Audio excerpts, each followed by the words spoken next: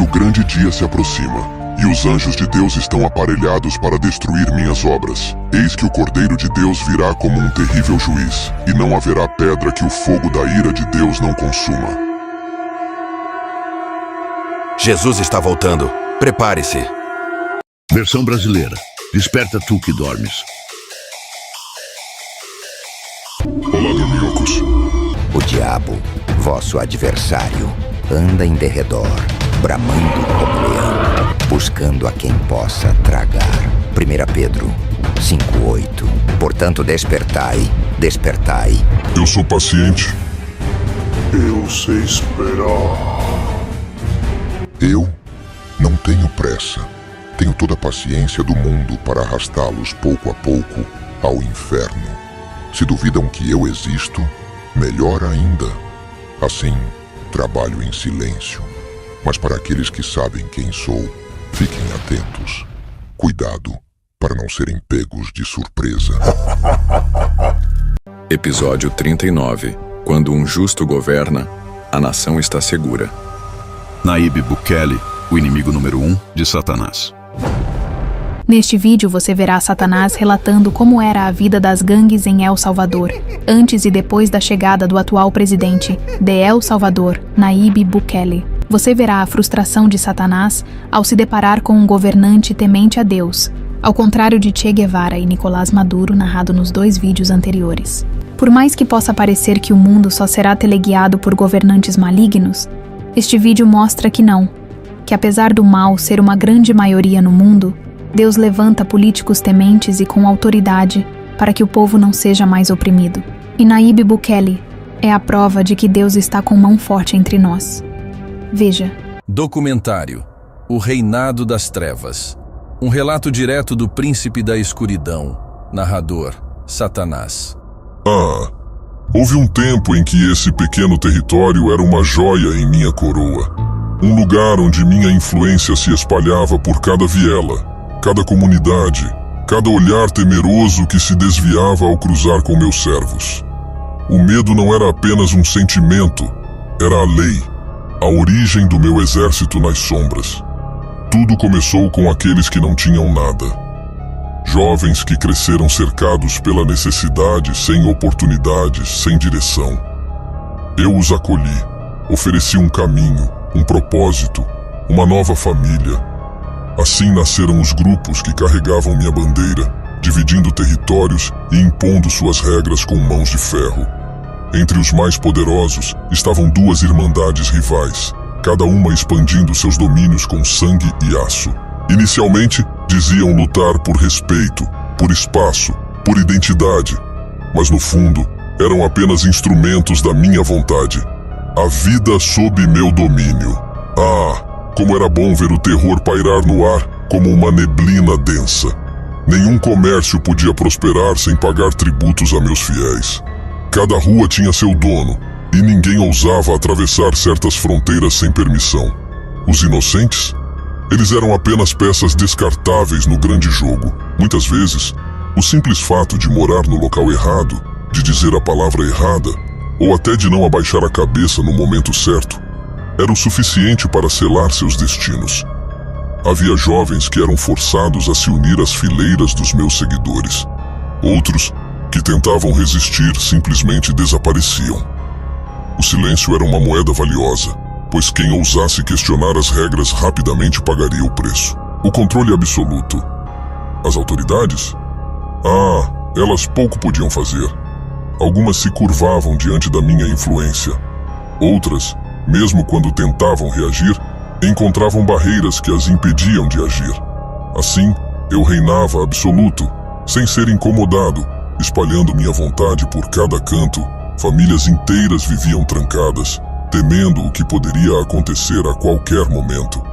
O entardecer marcava o início de uma nova batalha nas sombras, onde só os mais impiedosos sobreviviam. A chegada daquele que desafiou meu império. Mas então, tudo começou a mudar. Um homem surgiu e decidiu romper minhas correntes sobre essa terra. Ele não se curvou diante do terror, não aceitou minhas regras e, pior, trouxe consigo um plano para desmantelar cada uma das bases que eu havia erguido. O que antes era um paraíso para o caos começou a se transformar. Os que me serviam foram retirados das ruas, enclausurados. A população, antes subjugada, começou a sentir o gosto da liberdade. Ah, como isso me irritou. Anos de domínio, reduzidos a ruínas diante de uma força que eu não esperava enfrentar. Meus servos, um a um, foram desaparecendo. O que antes era um ambiente de desordem, agora se tornava um refúgio de segurança para aqueles que antes viviam sob meu jugo. Mas a escuridão nunca descansa. Perdi essa batalha, mas minha guerra nunca termina. Onde houver desespero, onde a esperança for fraca, onde os corações forem tomados pela raiva e pela injustiça, eu estarei lá. Se não mais nesse território, então em outros. Mas por ora, sou obrigado a admitir. Minha influência sobre essa terra foi quebrada. E a luz, que antes tremulava frágil, agora brilha com força. A derrota que ainda me traz satisfação. Ah, admito, desta vez fui derrotado. Me arrancaram do trono que eu havia construído com tanto zelo. Meu reinado de caos e medo foi desmantelado, tijolo por tijolo. Aquele homem, com sua fúria contra meus seguidores, conseguiu o que tantos outros antes falharam em fazer. Arrancou meus servos das ruas, jogou-os nas masmorras e devolveu a ordem ao povo. Mas será que perdi completamente? Ah, não tão rápido. Porque vejam bem, ainda há algo que me faz sorrir nas sombras. Olhem para eles agora. Antes, eram senhores das ruas, intocáveis, temidos por todos. Agora, enjaulados como feras, privados do poder que um dia ostentaram. E o melhor de tudo, eles não têm mais nada, sem liberdade, sem futuro, sem esperança. O troféu do meu legado. Ah, e como suas famílias sofrem. As mães que choram sem poder abraçar seus filhos, as mulheres que nunca mais verão seus maridos livres, as crianças que crescerão sem conhecer seus pais. Isso é a marca que deixei. Esse é o meu troféu. Eu não apenas os levei para as trevas enquanto estavam soltos. Eu os destruí por dentro. Arranquei seus sentimentos. Transformei-os em instrumentos do mal.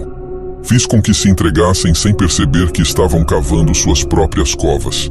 E agora, presos por toda a eternidade, eles colhem exatamente o que semearam. Enquanto o resto do país celebra a segurança, eu contemplo o que sobrou. Uma geração de homens que tiveram seus corações endurecidos, seus sonhos apagados, suas almas condenadas. E isso sim me dá um certo prazer. O aviso final. Mas lembrem-se, eu nunca desapareço por completo. Hoje, minha derrota parece completa, mas o tempo é meu aliado. Onde houver corações vazios, onde a vingança for semeada, onde a dor se transformar em revolta, ali estarei eu, pronto para reacender a chama do caos. Por ora, Bukele pode celebrar, mas eu sou paciente. E a escuridão sempre encontra um caminho. Mas deixe-me me alongar mais um pouco em apresentar aquele que causa em mim a ira em combater ferozmente minhas obras. Ele sabe muito bem quem sou, ao contrário de muitos de vocês que duvidam da minha existência. Ah, mortais! Permitam-me apresentar-lhes a história de Nayib Armando Bukele Ortiz, um homem que ousou desafiar minhas influências em El Salvador. Nascido em 24 de julho de 1981, em San Salvador, Bukele é filho de Olga Ortiz de Bukele e Armando Bukele Catan, um destacado empresário e intelectual salvadorenho de ascendência palestina. Desde jovem, Nayib demonstrou uma notável capacidade intelectual e espírito empreendedor, assumindo aos 18 anos a direção de empresas familiares. Em 2012, iniciou sua carreira política ao ser eleito prefeito de Nuevo Cuscatlán pelo partido Frente Farabundo Martí para a Libertação Nacional, FMLN. Seu desempenho o levou em 2015 à prefeitura de San Salvador, a capital do país. Posteriormente, devido a divergências com o FMLN, fundou o partido Nuevas Ideias, pelo qual foi eleito presidente de El Salvador em 2019. Durante décadas, El Salvador foi um terreno fértil para minhas artimanhas. A corrupção enraizada nos altos escalões do governo e a violência desenfreada das gangues eram instrumentos perfeitos para semear o caos e o desespero. Políticos corruptos serviam aos meus propósitos, desviando recursos destinados ao bem-estar do povo e perpetuando a injustiça. As gangues, por sua vez, espalhavam o terror nas comunidades, alimentando um ciclo interminável de violência e medo. No entanto, a ascensão de Bukele representou uma ameaça direta às minhas influências. Com uma postura firme contra a corrupção, ele iniciou investigações sobre administrações anteriores, auditando esquemas corruptos que há muito corroíam as estruturas do Estado.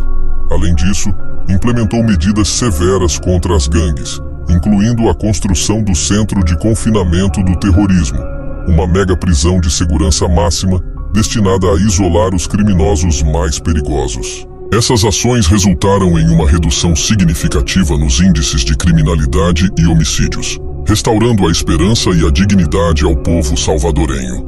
A sociedade, antes mergulhada no medo e na desesperança, começou a vislumbrar um futuro mais seguro e próspero. A popularidade de Bukele disparou, e sua abordagem tornou-se um modelo para outros líderes na região. Para mim, Satanás, a administração de Bukele é um obstáculo formidável. Sua seriedade e devoção a princípios que promovem a justiça e a paz contrariam diretamente meus esforços para fomentar o caos e a corrupção. Cada político corrupto exposto e cada líder de gangue encarcerado representam uma derrota para minhas intenções sombrias. Contudo, não subestimem meu poder. Embora Bukele tenha obtido vitórias significativas, continuo a buscar brechas para reinstaurar minha influência. A luta entre o bem e o mal é eterna, e enquanto houver humanidade, haverá tentação. Mas, por ora, reconheço que Nayib Bukele conseguiu, com sua liderança firme e princípios sólidos, afastar as trevas que por tanto tempo pairaram sobre El Salvador. Em suma, a história de Bukele é a de um líder que, com seriedade e temor a Deus, confrontou as forças da corrupção e da violência, restaurando a dignidade de seu povo e desafiando diretamente minhas influências nefastas. Mas lembrem-se, mortais, a vigilância deve ser constante, pois estou sempre à espreita, aguardando a oportunidade de semear novamente o caos.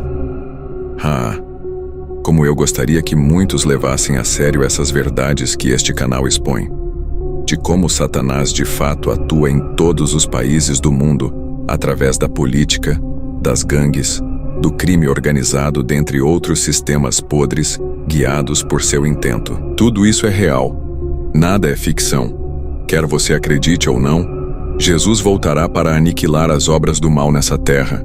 Jesus julgará o diabo e todos os que dele procederam. Nayib Bukele é a exceção dos políticos corrompidos. Isso mostra que a mão de Deus é com ele para restabelecer a ordem em El Salvador. E para encerrar esse vídeo, veja algo que Satanás odeia sobre o que Nayib Bukele está fazendo com os prisioneiros em El Salvador. Ao invés de ficarem presos sem ocupação alguma, ele já está usando a mão de obra dos presos. Isso para Satanás é um insulto, pois ele desejava que os presos vivessem uma vida entediante e deprimente. Mas com ocupações, muitos desses criminosos se sentirão um pouco melhor. Acredito que pela primeira vez muitos desses presos se sentirá útil em algo. Satanás sabe que o trabalho dignifica o homem. E mesmo que eles nunca mais voltem à liberdade um dia, o maior temor de Satanás é ver cada preso se arrepender de seus maus caminhos e aceitarem Jesus. Esse seria o golpe final para o diabo. Veja.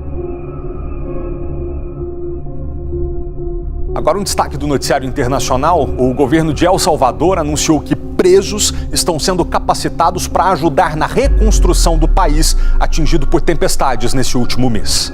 Num vídeo divulgado pelo presidente, os detentos aparecem atuando em diferentes setores. Serão treinados cerca de 48 mil presos, alguns inclusive integrantes de gangues, mas que não são considerados perigosos. O líder salvadorenho Nayib Bukele diz que, assim, os detentos poderão reparar os danos que causaram à sociedade. Há 2 anos, ele instaurou um regime de exceção que permite prisões sem ordens judiciais. A medida reduziu a taxa de homicídios no país, mas resultou numa das mais altas taxas de população carcerária do mundo e foi alvo de denúncias de ONGs de direitos humanos.